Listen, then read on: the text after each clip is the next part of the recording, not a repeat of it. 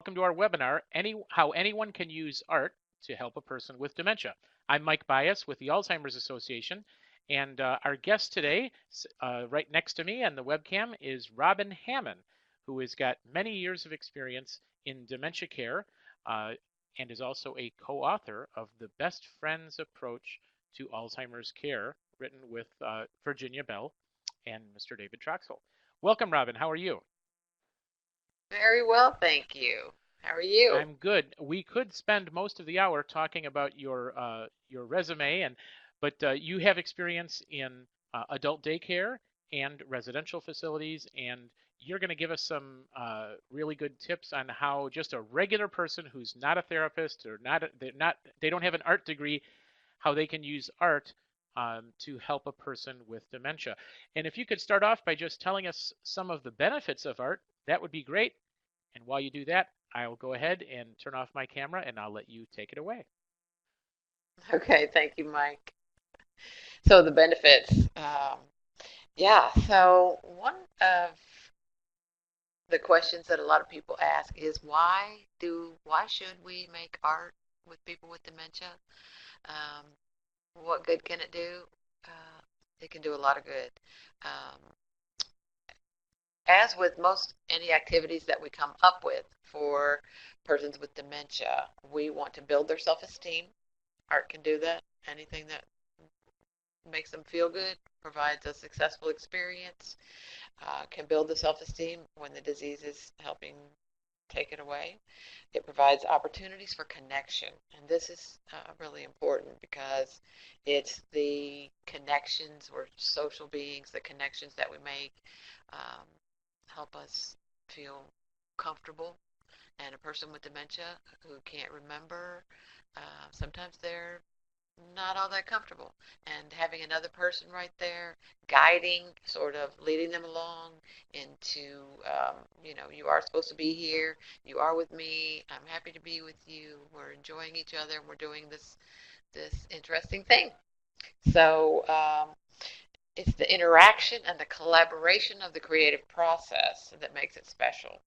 It's failure free. Anything can work. We want to accept any effort offered. The stimulation of four senses, the touch and the sight and the hearing and the smell, all of those can be uh, accentuated when you are working with older people as their senses sometimes change a little bit. It's good to be able to include ways to, encourage those with our programming. So offering creative activities offers a chance for a person to have some control and to make some choices. They need to be simple choices because choices can be difficult. But if you show the person what the choices are, not just with the words, but also show them, that's part of good communication. Um, they can make a choice, and it doesn't matter what they choose. Nobody's going to correct them on that. They don't have to find the right word, that sort of thing.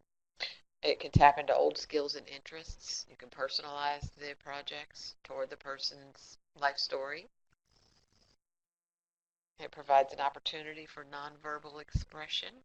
Sometimes people are having difficulty expressing themselves and with the predictable ways of language, so they may not be able to understand what is spoken to them, or they may not be able to find the right words or communicate ideas they might want to convey. Creative expression offers meaning and it's fun and it helps a person feel involved in life. Nobody wants to just sit around and do nothing. People want to feel involved, connected, want to be doing something, something that feels important. And often you can lend some importance to it by asking them to help or do something for someone else. So a lot of times people will ask, do you want to paint? and the person says no. That's like, do you want to draw? No. Why? Because they think it has to be done a certain way. They think they won't be good at it. They think they can't draw a straight line. They think it's messy or childish. I can't tell you how many people I've heard say, I'm not an artist. I don't want to paint. That is why we don't ask. Don't ask, do you want to paint? The answer is going to be no. Take it from me. Okay, so our success lies in the approach. And that's what we're going to talk about today. The approaches for making creative opportunities successful for persons with dementia, a better way to involve a person in a painting project rather than asking would be to make a connection with them, sit with the materials, just explore them, familiarize yourself with them, ask them to do something simple like hold a brush. That's very non-threatening. Will you hold this brush? That is much easier to get a yes to, especially after you've made a connection. And if you do it with a smile on your face, and if you say please, they'll do just about anything you ask. Keep that going, to keep that connection going. Will you hold this paintbrush for me, please? They will do it. Then you gently slide the rest in on them later. So what we're going to talk about is, we've already talked about why creative experiences are good. Now we're going to add how to enhance your approach for positive experiences and what types of art projects are simple and fun and work well. And I've brought some examples of different art projects that have been made at the Breckenridge, where I work.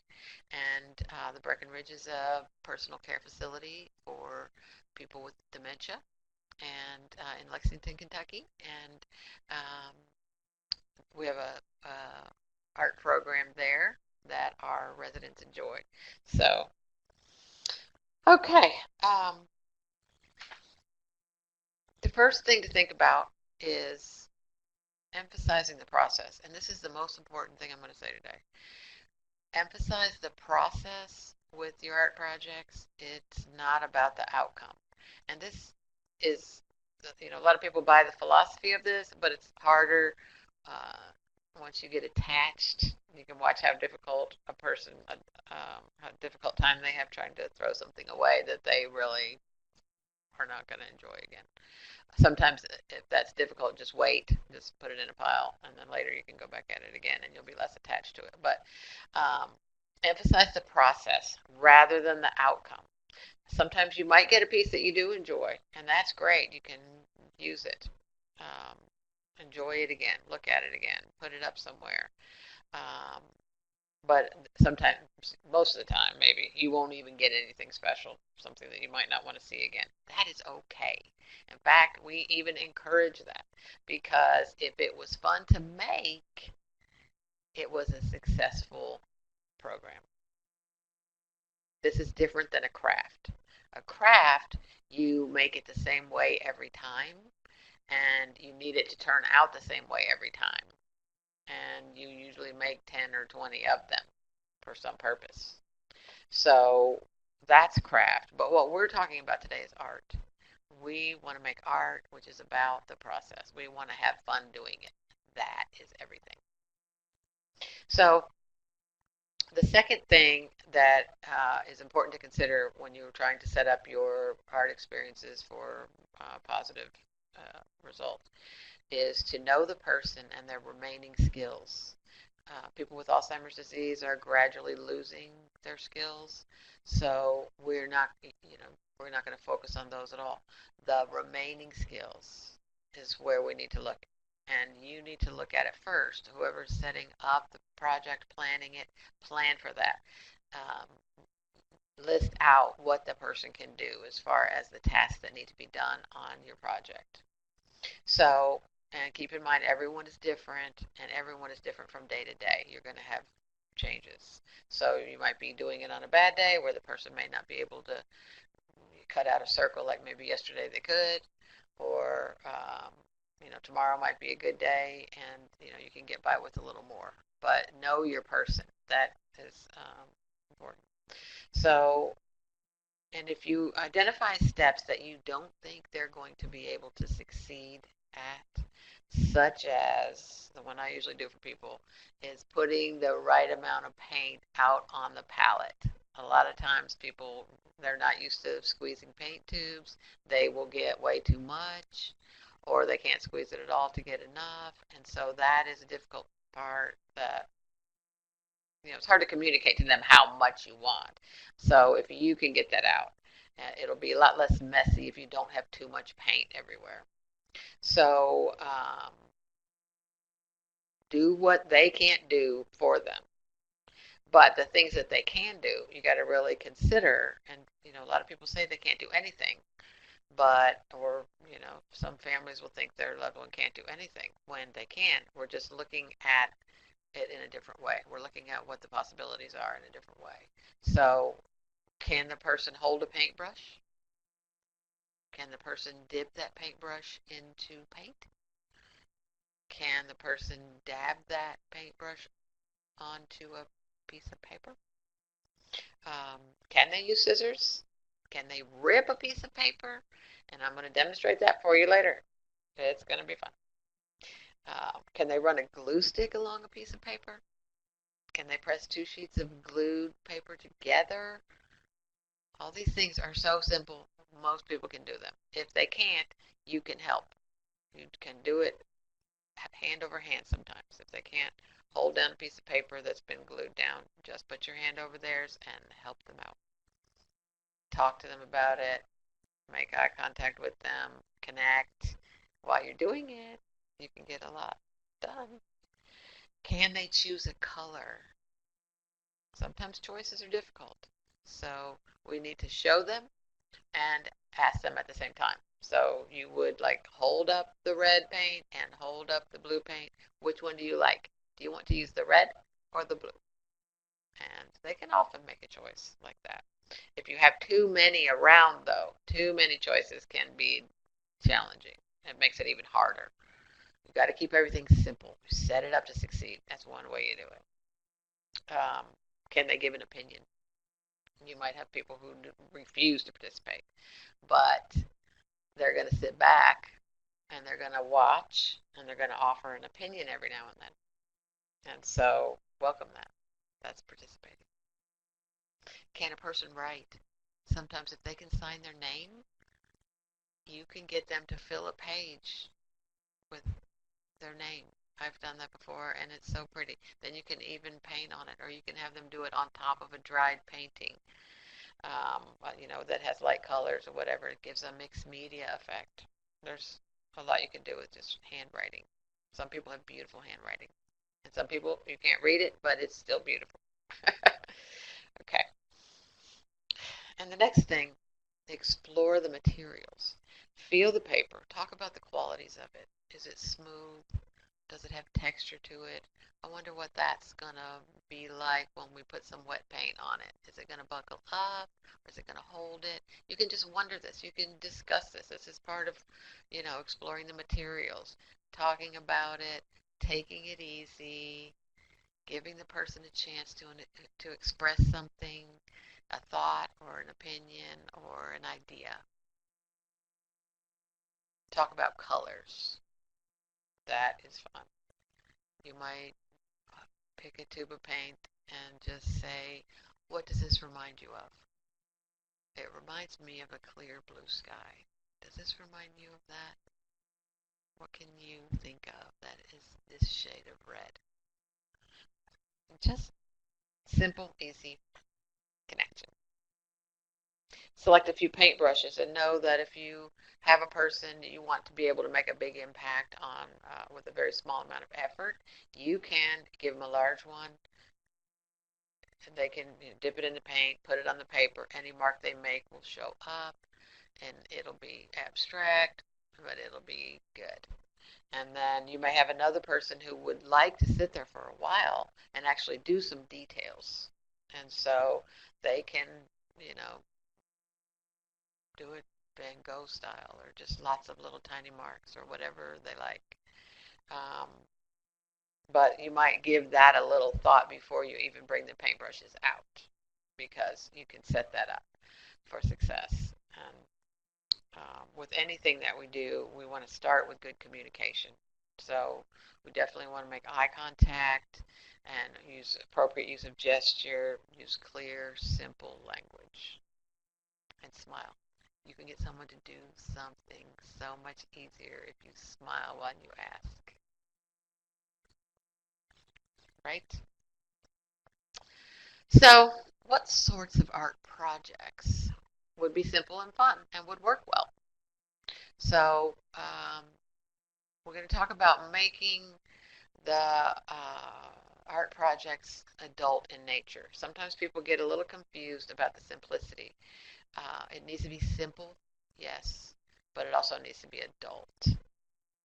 So people do not want to be treated as a child or use demeaning art supplies like crayons. Not everyone agrees with me on the crayon thing, but that's okay. I'm not a fan of crayons with people with dementia unless we're going to take the papers off. And so they will look a little more like a art supply, less child's toy, and do it on, sandpaper or use it for a leaf rubbing or something like that can be fine. Um, Coloring, though, not so much. So I have some samples of things I want to show. Um, and these are things that were made at the Breckenridge that I told you about, is where I work. And I have a lot of delightful people there who um, have made these samples. I rated the art closet. So This is one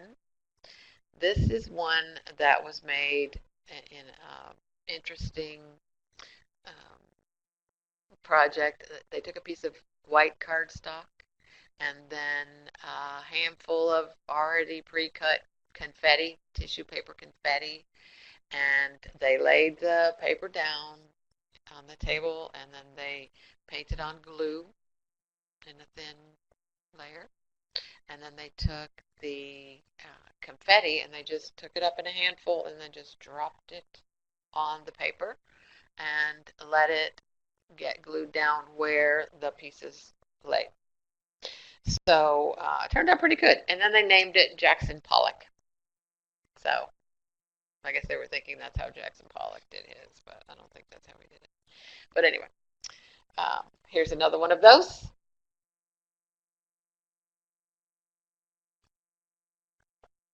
And collages are a good, fun way to make some activities. So if you have a lot of magazines, people often donate magazines, and you can make an activity out of cutting out interesting pictures, and that could be a totally separate um, program. Is to find pictures out of a magazine. You can go for like make a blue collage, to where you when you're going through the magazines, you pull out every pretty picture that's blue, and then you have a stack of them of blue things. And so later, because usually the attention span is a little short for doing a big long art project, so we want to keep it shorter. So then later you get out all the blue pages that you ripped out of a magazine, and then figure out interesting ways to reduce the size of them, and then layer them. So like this one. So pretty cool. And then just glue it all down. You can write over top of it after that. You can keep on, you can put layers upon layers. Here's a piece that was done with a paintbrush and Q-tips. And so somebody painted the trunk of the tree. They just painted it. And they did a great job. And then they made leaves with the Q-tips. And so this is one where if I were giving a compliment to somebody, I would want to give a specific compliment. I would compliment the lines in the tree trunk and the movements that's there with the little white spaces. And then in the leaves, how they use dark blue and the lighter blue. That's pretty cool. I think we have some confetti sticking to everything now. But so this is a good example of how that is simple. It's super simple. But it looks like somebody had a good time doing it. And then here's someone painted a leaf, and they just kind of printed it, just paint the leaf, and then put it upside down on a piece of paper, smooth it out, pick it up, and you may stamp that leaf a number of times. I don't think this was the first stamp or the first press of the leaf because it would be a lot more blobby. It's got some blobs, but the blobs add to it, and we are not worried about the outcome anyway. This one turned out really good. They don't all, but I'm sure it was fun to do it. And then someone has used their life story in this one, and so they've kind of made like a farm scene. So someone grew up on a farm and raised chickens, which a lot of people did. They painted a fence. They've got the sky and the land and the chicken. So a person could come back in with a paintbrush and go at that chicken again and put an eye on there, embellish the feathers, do some other things to it for a totally different outcome. Although the outcome doesn't matter, but it would be fun. Here's another one, the same thing. I think they stenciled the horse on, but it looks like it's running wild and free. These can be really fun to name later. I would call that one wild and free, but someone else would probably call it something totally different. Here's a simple yet kind of different example. They took a black piece of construction paper and some plain old colored chalk, and it looks like they traced something around a circle. You wouldn't have to do that. If it was an egg-shaped circle, it would still look fun. It would still be fun to do, and you could even just once you get the black paper and the chalk out, you're going to have some fun. And then stenciling. Here's a stencil. It's not perfect, right?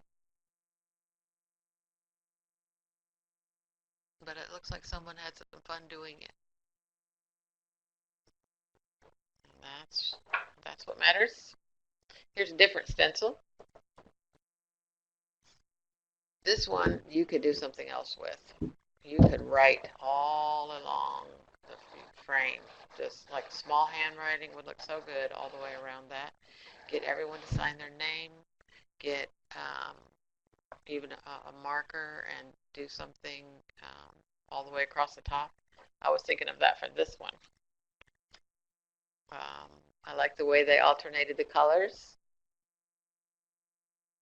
but I feel like it needs something. I'm thinking it needs some black magic marker. So this is what I call ink blots. And so the ink blots are a really good thing to make with a partner. Um, you lay the paper flat like so, and you take turns putting small amounts of paint on there. And you don't want to get too much or you'll have a huge mess. But you fold the paper in half and then you take your hands with the other person's hands to get your tactile stimulation out of it too. And then you just rub the paint on and smush it. Talk about, oh, is the paint going to run outside the edges? What are we going to have in here? What is it going to look like? And then you open it up and you get your design. To me, this looks like a turtle. I don't know what you think, but it could be a fun contribution to a naming game, naming art game. Here's another one, and this one I want to show you. I don't have an example of the partner prints that I love to make. But it's basically the same thing as these two, only you have two people, of course, and you take two pieces of paper, starting with just the one, and you put the paint on just small amounts, like you did in that last one that we looked at. And then you put the second piece of paper over top, right? And then you smush it. You just run your hand, you smooth it out, you run your hand over it, and talk about it, connect over it, make some guesses as to what it's going to look like. Just bask in it. Just savor the moments before you lift the paper off and see the awesome, cool, double, twin prints. You're going to have two exactly the same. So I want to talk about materials just for a minute before I show you how to do a torn paper piece, because that's my favorite, and I've brought some stuff to show you how to do it. Um, but the materials that you use, make sure they're all non-toxic, because sometimes you do have, somebody's confused, and you may have an accident, like somebody, puts paint in their mouth or something. Mm, you know, non-toxic is good, just in case. You want the materials to be simple, not a lot of complicated stuff that takes a long time to dry or whatever.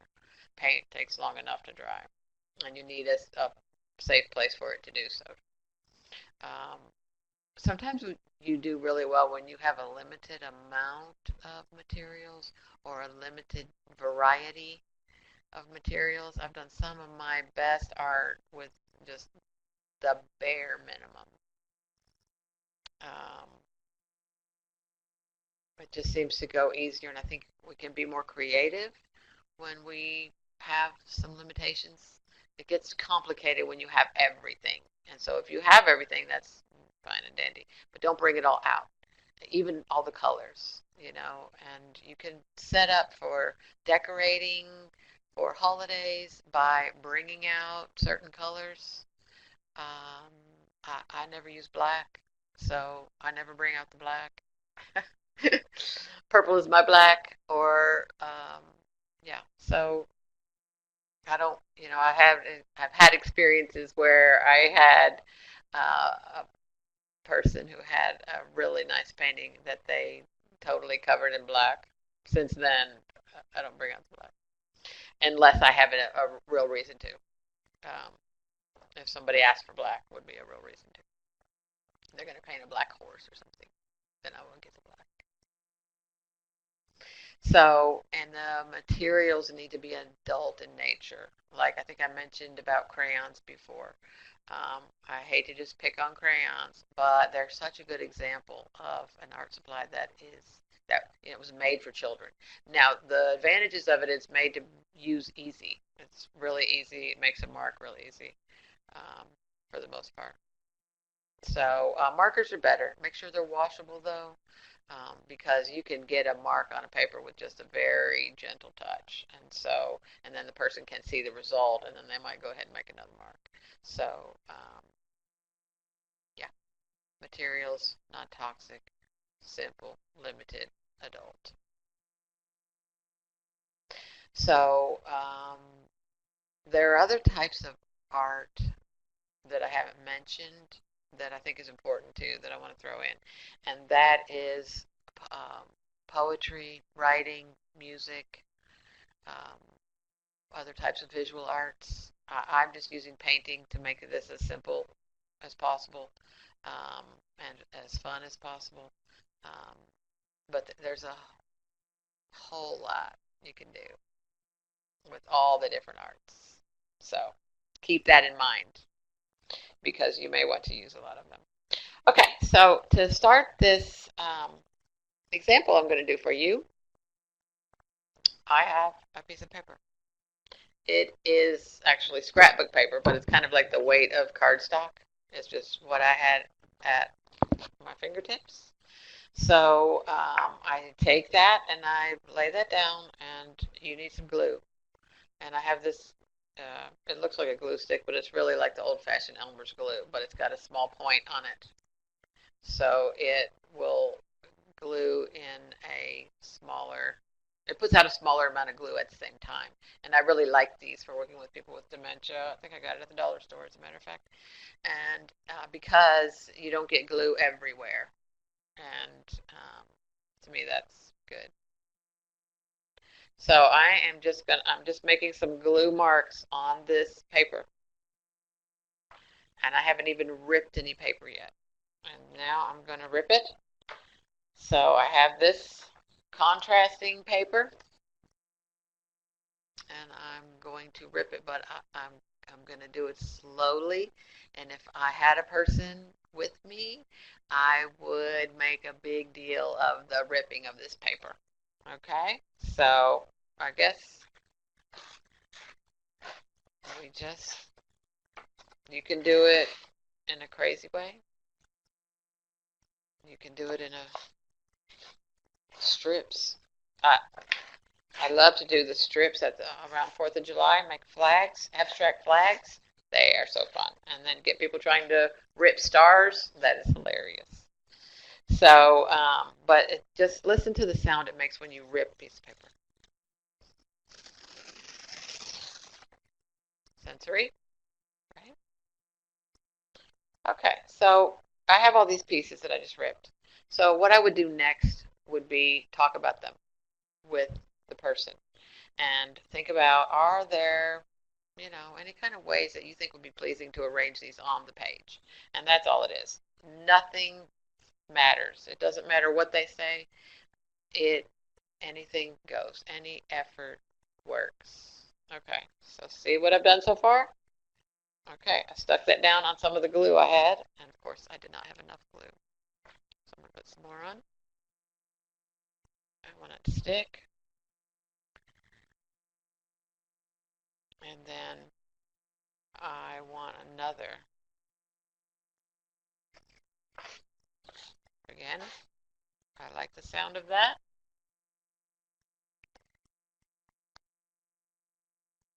And I'm gluing that down, and I'll show you. It's not wanting to stick, but okay. Kind of interesting. What do we need now? That's where we would go next. What do we need next?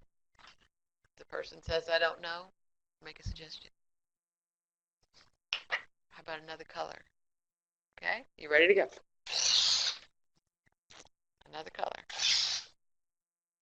And then it matters not how this looks, how it turns out, because we're having so much fun ripping paper, right? How often do you get to rip paper? Some people don't want to rip paper because they think it's wasteful. What would you do with that? You rip it first.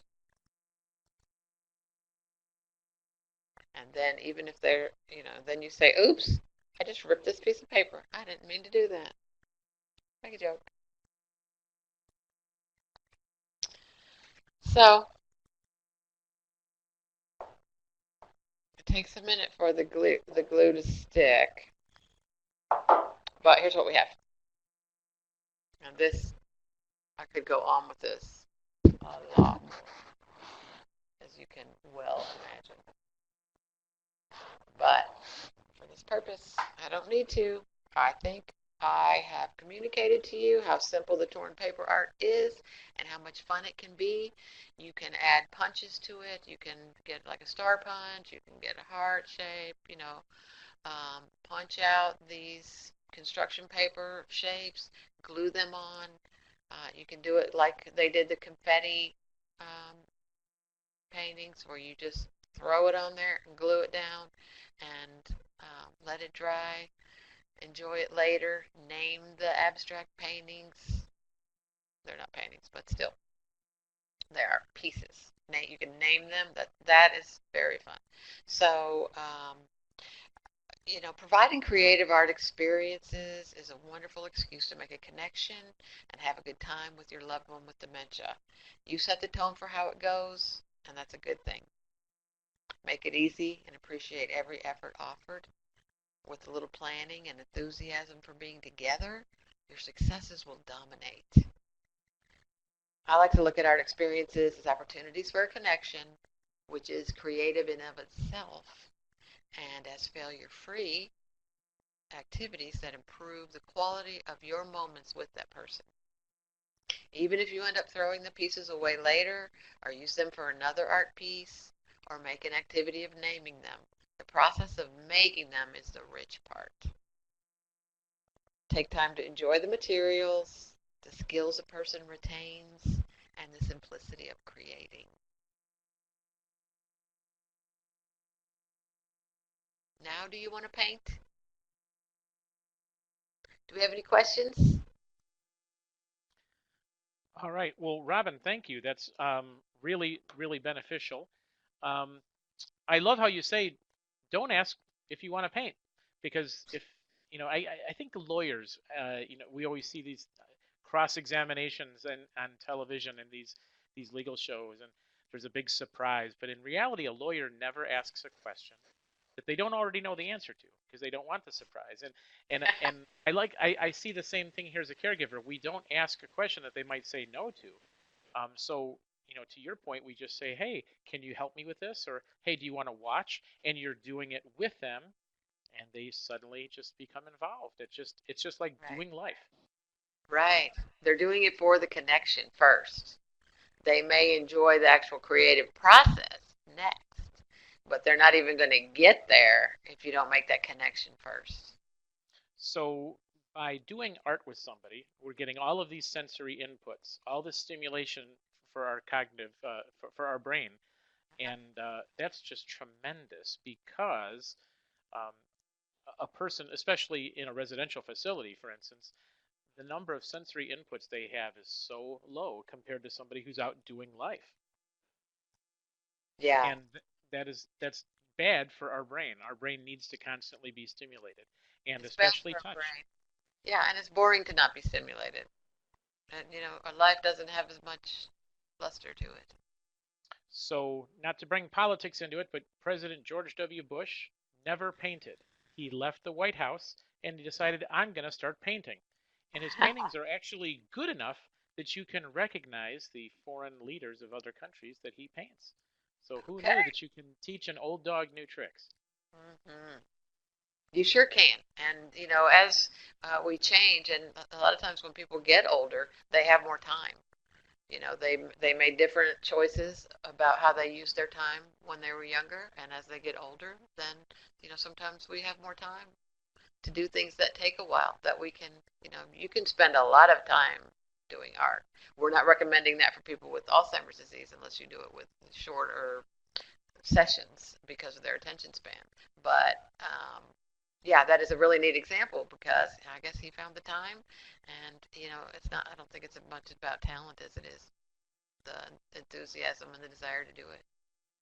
Yeah, I mean, if you ever ask me if I want to paint, the answer is going to be the bedroom or the living room.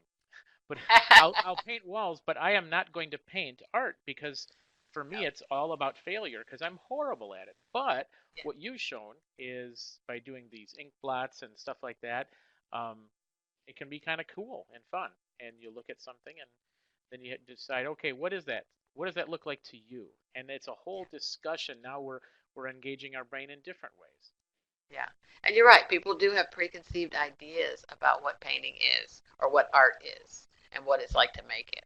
And so these ideas kind of freshen that up a little bit. So, and that's why we're doing this is to, show people it doesn't have to be the old way that you think. There's light and easy and fun and ample ways to make art.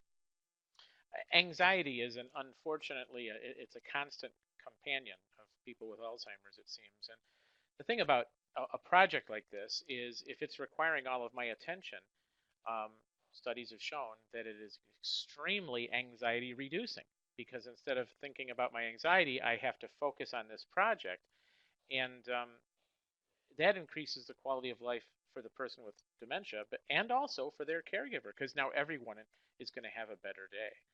So Yes. I can see that your thing of, hey, I'm going to do this, can you help me, or as opposed to do you want to paint.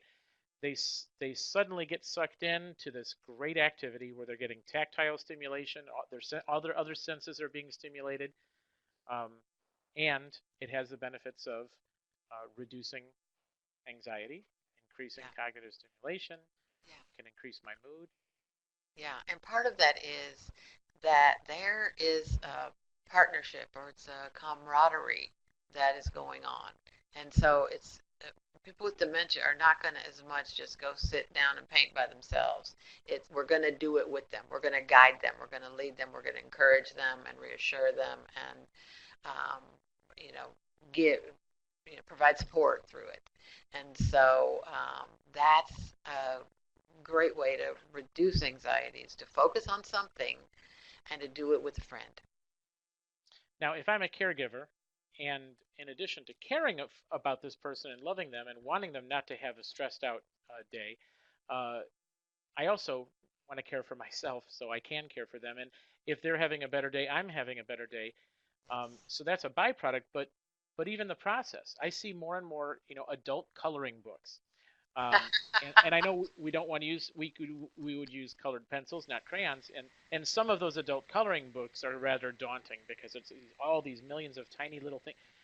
But it just goes to show that this is going to have myriad benefits for the caregiver as well as the person with dementia. Yes, it sure is. Yes, doing it together, it increases the quality of your moments together. And I can't think of anything that would be more important. Yeah, I tell this story all the time, but I was out in the community giving a presentation about Alzheimer's, and a lady asked me when I go to visit my mom, and she completes puzzles. She puts the puzzle pieces in incorrectly. Should I just fix the puzzles, or should I wait until she's not looking and then move her pieces? And what I describe as a rare moment of clarity and insight for a man, because we're usually so task oriented. I just said, "Well, are you there to build a puzzle, or are you there to spend time with your mom?" Good And I think answer. you have made that so abundantly clear today that the purpose of doing art is to have fun, not to create art that's going to be hung at the Louvre or Right. at the British Museum or something like that. That is So exactly right. You got it, Mike. creating stress-free moments and connecting with the person. So I learned from my kids that they have clay now, that you don't have to have a kiln to fire. That's right. So you can actually play with some clay and make something funny. When I was a kid, it was always they didn't have the stuff that you could fire in an oven. You had to have it in a kiln, so it was done at school. But we always made ashtrays. Well, now nobody smokes as much as they used to. But there's all Yes. sorts of fun things that you could just play with, and you get that Yes. tactile stimulation. It is very fun to be able to form something out of a ball of clay. It's the feeling you get when you create something new, something that wasn't there before, that is interesting, um, is really great. Um, we have a question. My loved one used to love to paint before she developed the disease. Now she's not interested. How can we do art? Should I just give up? And I think you've kind of covered this before, but I No, think it don't bears give repeating. up. Sometimes the people who have been artists are the hardest ones to get to do this. So the way that I approach that is to take a different medium.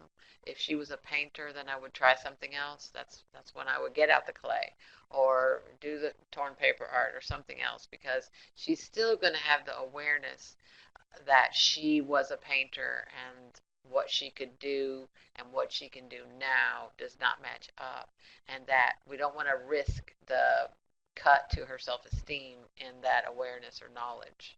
So I have known one person who was an artist before she got the disease, and she loved to paint anyway, all through to the end of her life. She painted and painted and painted. You could see that her paintings went, they increased in simplicity, but she didn't have that. But I've worked with many other artists, and they don't want to do art anymore because on some level they must have some awareness that they're not up to their previous standard. So I would I'm try one something else, but keep it up. change the medium. Now I'm wondering though, if you do have paints, if you could involve them by saying, "I'm going to paint. Can you coach me?" And Yes, asking, that's a great "What idea. about this color? What about that color? What would make this better?"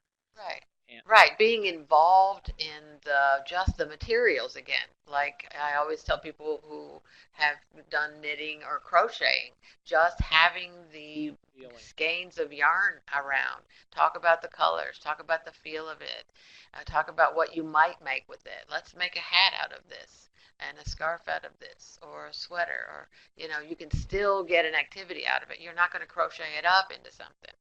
But so, that's the same thing with the paints. Get them out, talk about them. It might feel good just to hold a couple of tubes of paint in your hand if you used to be a painter or a paintbrush. You had your favorite paintbrush. Where is that? If you know where it is, get it out. Let her hold it. We just have to open up our own minds and try new things. Everyone is different. You can't compare one person to the next. You got to try new things. If something didn't work before, it might work later. Um, Come up with some new idea, try that. But, we're keeping in mind that the whole thing is to, build the self-esteem, help a person feel good. How can we help them feel good? And yeah, I mean those memories. You feel something, you smell something. It brings back some really good memories, and that's awesome for building mood. I Hmm. I read a very good article, and it quoted a study which I can't think of at the moment, but they took people with dementia to an art gallery, and they just viewed different paintings, and every painting is a little bit different for each person, but um, they said it was almost magical the way the art kind of pulled out from that person different Oh, feelings, and it was so cognitively stimulating, much more than even just looking at old photos from a photo album. But there's something about it that has a very powerful effect on people. So if not even doing art, sometimes just looking at art and discussing it can also hmm have a lot of the same benefits. hmm and that lends a feel of normalcy too. It's like, before people lost their memory, that would be a common thing that you would discuss if you see a painting somewhere. How do you like it? Why? With your family. And so, and again, to ask them what do they think about something. We stop asking that as the disease progresses. We stop asking them what they think about things. It takes them too long to answer. Their answer doesn't make sense, or for whatever reason. And I think that's a shame, and that we need to just slow down and take our time. Art is a great way to do that. What do you think of this? It doesn't matter what they say. We all hate this or that, um, as far as certain types of art, and so um, yeah, so that's a good point. Just looking at art is an important activity as well. Yeah, and if we do ask them what they think, yeah, you're right. People with dementia frequently don't get asked what they think. It's maybe what do they want for supper, this or this. But other than that, the caregiver gets into this routine, and it's not without reason that they are constantly telling the person with dementia what's going to happen and what's happening and what everything means, and they Right. don't get asked their opinion, and that's got to be really hard on a person to not Yeah. have their opinion be valued. Yeah. I think so. Great, great. So, do you have any anecdotes where somebody was whether it's in your years as an adult day or in the residential facility, where a person was kind of transformed with art, maybe from having a bad day or not being as communicative? Or do you just see Oh, this all the time? oh yes. You know, there are plenty of times when you can try it with somebody and they won't do it. But it a lot of times is about our own connection. If we're trying to force it, we need to get this last art project in before, we clock out or whatever. It's not the same as if you genuinely are going to sit down and um, make a connection with somebody, enjoy being with them. It's not really about the art piece either. It's about the connection. It's just a prop. And so I'm making a connection with somebody and I slide in a piece of paper and something, and then, sit there with the time when they say, "What is this?" And, I say, "Oh, look, it's a piece of paper and some paint. Here's a paintbrush. What do you think of it?" And they say, "Oh, no, I don't want to paint." I say, "Okay, would you help me select the color that I'm going to use or something?" And so, it anytime we do it like that, just a small little piece, that is the best way. Not a big group, but a small little bit of art. It, then you can really get that transformation from sitting around just being bored and not they don't initiate well, so they're not doing much. To okay, I am enjoying something with my friend, and that's what I like to see. And art is a fun way to do that. Gives you something to focus on. That's fun and exciting and has a lot of positive energy. Well, and I like the way you've simplified it because when I think of art, I think of painting, and now I've seen so many different ways to be involved creatively and to have fun. Yeah. And the other thing that is just a great takeaway for me is it's not the end result, it's the journey. Just have fun. There's no wrong way to do the art because it's Right. about having fun. And if it's a total Right. disaster, then we can laugh at the disaster. But Yes. who's to say it's a disaster? Right. It just was a lot of fun. Great. Yeah.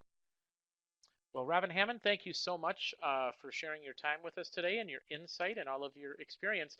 If you want to go to Amazon.com, you can go and get a book that she co-authored, "The Best Friends Approach to Alzheimer's Care," and it really takes this method of just being with the person to the ultimate level of how to make caregiving a different approach to caregiving that helps you as the caregiver and tremendously helps the person with dementia as well. So thank you so much for logging in. Thank you, Robin, for joining us. And we hope you Thank go you. to alzwebinars.org and join us for a future webinar. Have a great day.